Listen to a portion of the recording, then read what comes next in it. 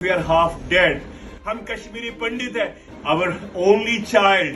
They are roaming free. मेरे बेटे को न्याय चाहिए. मुझे न्याय चाहिए. मुझे न्याय चाहिए. ये शब्द है उस पिता के जिसने कुछ दिन पहले अपने इकलौते बेटे को एक हिट एंड रन हादसे में खो दिया। इस वीडियो ने सोशल मीडिया पर लाखों लोगों को झकझोर दिया है और अब इस केस को लेकर कई सवाल भी उठने लगे हैं। आज के वीडियो में हम इसी पूरे मामले की शुरुआत से लेकर अब तक की पूरी टाइमलाइन समझेंगे। अब तक इस केस में पुलिस की जांच कहां तक पहुंची है ये भी जानेंगे। हाय, मैं हूं प्रगति और आप देख रहे हैं जस्ट। मामला 25 जून 2026 की सुबह का है। 34 साल के सार्थक मट्टू जो गुरुग्राम में रहते थे और एक इवेंट मैनेजमेंट कंपनी में काम करते थे, रोज की तरह उस दिन भी बाइक से ऑफिस के लिए निकले थे। उन्हें गुरुग्राम से नोएडा जाना था। सुबह करीब 6:30 बजे जब सार्थक दिल्ली के वसंत कुंज इलाके के रजोकरी फ्लाईओवर के पास पहुंचे, तभी पीछे से आ रही एक महिंद्रा थार ने अचानक लेन बदली और उनकी बाइक को जोरदार टक्कर मार दी। टक्कर इतनी जोर से लगी थी कि सार्थक सड़क पर दूर जा गिरे और गंभीर रूप से घायल हो गए। लेकिन हादसे के बाद जो हुआ उसने इस पूरे मामले को और ज्यादा दर्दनाक बना दिया। सार्थक के परिवार का आरोप है कि टक्कर मारने के बाद थार में सवार लोग रुके तक नहीं। वो घायल सार्थक की मदद करने की बजाय मौके से भाग गए। सड़क पर गंभीर हालत में पड़े सार्थक को किसी राहगीर ने देखा। उनका फोन अनलॉक था, इसलिए उस व्यक्ति ने उनके मोबाइल से हाल की कॉल लिस्ट में मौजूद एक ऑफिस कलीग को फोन किया और हादसे की जानकारी दी। इसके बाद पुलिस और पीसीआर मौके पर पहुंची और सार्थक को तुरंत अस्पताल ले जाया गया, लेकिन तब तक बहुत देर हो चुकी थी। अस्पताल पहुंचने पर डॉक्टर्स ने उन्हें मृत घोषित कर दिया। हादसे के बाद पुलिस ने जांच शुरू की और आसपास के सीसीटीवी कैमरों की मदद से थार की पहचान की। जांच में पता चला कि गाड़ी एक बेंगलुरु बेस्ड प्राइवेट कंपनी के नाम पर रजिस्टर्ड थी और उसे कंपनी के कर्मचारी सागर साहा को लीज पर दिया गया था। पूछताछ के दौरान सागर साहा ने पुलिस को बताया कि हादसे के वक्त गाड़ी वो नहीं बल्कि उसका दोस्त अपूर्व सिंह चला रहा था, जबकि वो खुद पैसेंजर सीट पर बैठा था। इसके बाद पुलिस ने अपूर्व सिंह को गिरफ्तार कर लिया और थार को भी जब्त कर लिया। लेकिन सार्थक के पिता सुरेंद्र मट्टू का कहना है कि उनके बेटे की मौत सिर्फ टक्कर से नहीं हुई, बल्कि हादसे के बाद मिली लापरवाही ने भी उसकी जान ले ली। उनका कहना है कि अगर टक्कर मारने वाले लोग इंसानियत दिखाते, गाड़ी रोकते और तुरंत सार्थक को अस्पताल पहुंचा देते तो शायद आज उनका बेटा जिंदा होता। उनके मुताबिक कम से कम इतनी जिम्मेदारी तो निभाई जा सकती थी। सार्थक के परिवार का आरोप है कि पुलिस ने आरोपियों के ब्लड सैंपल हादसे के करीब 50 घंटे बाद लिए। उनका कहना है कि अगर उस समय आरोपी शराब के नशे में थे तो इतने लंबे समय बाद ब्लड टेस्ट में उसका पता लगाना लगभग नामुमकिन हो जाता है। परिवार को लगता है कि इस देरी की वजह से एक अहम सबूत कमजोर पड़ गया। हालांकि पुलिस का कहना है कि कुछ फॉरेंसिक टेस्ट बाद में भी अहम जानकारी दे सकते हैं, लेकिन सार्थक के पेरेंट्स इस जवाब से संतुष्ट नहीं हैं। परिवार को जब पता चला कि गिरफ्तार किए गए आरोपी को बेल मिल चुकी है तो उन्होंने कहा कि जिस पर उनके बेटे की मौत का आरोप है वो बाहर खुला घूम रहा है। इसी बीच 1 जुलाई को सार्थक के माता पिता ने एक भावुक वीडियो जारी किया। वीडियो में उनकी मां फूट फूट कर रोती नजर आती है। सार्थक के पिता ने देश के प्रधानमंत्री, गृह मंत्री, दिल्ली के मुख्यमंत्री और दिल्ली पुलिस कमिश्नर से अपील की है कि इस मामले में निष्पक्ष जांच हो और उनके बेटे को इंसाफ मिले। पहले पूरा वीडियो देखिए। I want this message to go global. This is me and my wife. We are half dead. Our only child, 33-year-old son, was killed in hit and run case on 25th of June, 6:30 in the morning. Though media has been with us, but nothing has happened. I don't know what the police department is doing. They have they arrested the culprits? I don't know. They are roaming free while we are grieving. While they left my son on the roadside to die. When these killers are out on the road roaming free. प्रधानमंत्री जी कहाँ हो आप? माननीय प्रधानमंत्री जी कहाँ हो आप? अमित शाह जी कहाँ हो आप? कमिश्नर साहब आप कहाँ हो? रेखा गुप्ता जी आप कहाँ हो? बड़ी बड़ी बातें करते हो।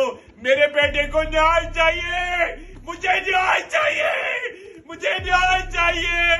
मुझे शायद अकेले करना पड़े। अपने वाइफ के जेवर बेचूंगा, मकान बेचूंगा। I want those killers behind the bars to be hanged to death.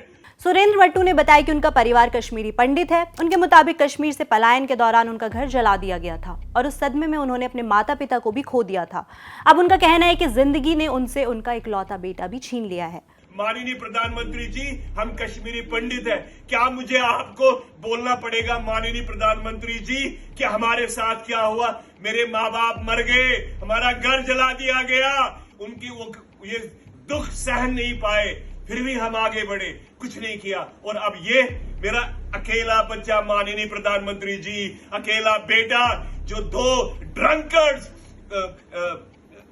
Engagement party के बाद निकले थे, शराब पी के मेरे बेटे को हिट करके चले गए। पुलिस ने उनको क्यों नहीं अरेस्ट किया? अभी तक हमें क्यों नहीं कुछ बताया जा रहा है? खाली सांत्वना दे रहे, हो रहा है। ब्लड टेस्ट के लिए 50 घंटे के बाद आप उनका ब्लड टेस्ट लेने जा रहे हैं। मेरे को प्लीज कोई बताए, मैं थोड़ा बहुत ही पढ़ा लिखा हूं, बहुत ही। Can somebody tell me how you can get the alcohol contents in the blood post 50 hours? कोई मुझे बताएगा? मुझे आप सबसे विनती है, मेरे बेटे को न्याय चाहिए, इसके लिए मैं कुछ भी करने को तैयार हूं। वीडियो सामने आने के बाद सोशल मीडिया पर बड़ी संख्या में लोगों ने सार्थक मट्टू के परिवार के लिए इंसाफ की मांग शुरू कर दी है। कई लोगों ने सवाल उठाया कि जब आरोपी की पहचान हो चुकी है, गिरफ्तारी भी हो चुकी है, तो फिर आखिर परिवार अब भी जांच पर सवाल क्यों उठा रहा है? वहीं कुछ लोग इस बात पर भी नाराजगी जता रहे हैं कि हादसे के बाद अगर आरोपी रुककर घायल की मदद करता तो शायद आज सार्थक जिंदा हो सकता था। दरअसल इस पूरे मामले ने सिर्फ एक परिवार के दर्द को नहीं, बल्कि हिट एंड रन मामलों को लेकर भी कई बड़े सवाल खड़े कर दिए हैं। पहले जानते हैं कि आखिर ऐसे मामले में भारतीय कानून क्या कहता है। भारतीय न्याय संहिता यानी बीएनएस के तहत अगर कोई व्यक्ति लापरवाही से वाहन चलाने की वजह से किसी की मौत का कारण बनता है और हादसे के बाद पुलिस को सूचना दिए बिना या घायल की मदद किए बिना मौके से फरार हो जाता है, तो उसके खिलाफ सख्त कानूनी कार्रवाई का प्रावधान है। कानून कहता है कि अगर सड़क पर किसी के साथ हादसा हो जाए तो सबसे पहली जिम्मेदारी उसकी जान बचाने की होती है। वहीं सड़क हादसों में लोगों की मदद बढ़ाने के लिए भारत में गुड समैरिटन गाइडलाइंस लागू की गई थी। इसका मकसद लोगों को सड़क हादसों में घायल व्यक्तियों की मदद करने के लिए प्रोत्साहित करना है। पहले अक्सर लोग पुलिस और कोर्ट कचहरी के चक्कर में फंसने के डर से घायल की मदद करने से बचते थे, लेकिन अब कानून साफ तौर पर कहता है कि अगर कोई राहगीर किसी घायल को अस्पताल पहुंचाता है या उसकी मदद करता है तो उसे सिर्फ मदद करने की वजह से किसी कानूनी परेशानी का सामना नहीं करना पड़ेगा। दरअसल सार्थक मट्टू का मामला कोई अकेला मामला नहीं है। भारत में हर साल हजारों लोग हिट एंड रन हादसों का शिकार होते हैं। Ministry of road transport and highways of India यानी MORTH की road accident in India 2024 report के मुताबिक साल 2024 में देश भर में 4,87,707 सड़क हादसे दर्ज किए गए, जिनमें 1,77,175 लोगों की मौत हुई, यानी औसतन हर दिन करीब 485 लोगों ने सड़क हादसों में अपनी जान गंवाई। इस रिपोर्ट के मुताबिक हिट एंड रन मामलों में 2024 के दौरान 34,030 लोगों की मौत हुई, जो 2023 के मुकाबले करीब 9% ज्यादा है। यानी देश में सड़क हादसों में होने वाली लगभग हर 5वीं मौत हिट एंड रन मामलों से जुड़ी थी। रिपोर्ट ये भी बताती है कि रियर एंड कोलाइजन सड़क हादसों में मौत की सबसे बड़ी वजहों में से एक रही। ये आंकड़े सिर्फ नंबर नहीं है, बल्कि इस बात की याद दिलाते हैं कि सड़क हादसे सिर्फ ट्रैफिक नियम तोड़ने का नतीजा नहीं होते। कई बार हादसों के बाद समय पर मदद न मिलना भी किसी की जान जाने की बड़ी वजह बन जाता है। यही कारण है कि एक्सपर्ट सड़क सुरक्षा के साथ साथ हादसों के बाद तुरंत मेडिकल सहायता और जिम्मेदार व्यवहार को भी उतना ही जरूरी मानते हैं। पिछले कुछ सालों में महिंद्रा थार से जुड़े कई हाई प्रोफाइल सड़क हादसे और हिट एंड रन मामले जरूर सुर्खियों में रहे हैं। अब सार्थक हिट एंड रन मामला एक और बड़ी बहस को भी सामने लेकर आया है। सड़क हादसों के बाद मिलने वाली तुरंत मेडिकल मदद। एक्सपर्ट्स के मुताबिक किसी भी गंभीर एक्सीडेंट के बाद पहला 1 घंटा सबसे अहम माना जाता है। मेडिकल साइंस में इसे गोल्डन आवर कहा जाता है। माना जाता है कि अगर इस दौरान घायल व्यक्ति को सही समय पर इलाज मिल जाए तो उसकी जान बचने की संभावना काफी बढ़ जाती है। यही वजह है कि सड़क हादसों में सिर्फ सुरक्षित ड्राइविंग ही नहीं, बल्कि हादसे के तुरंत बाद मिलने वाली मदद भी उतनी ही जरूरी होती है।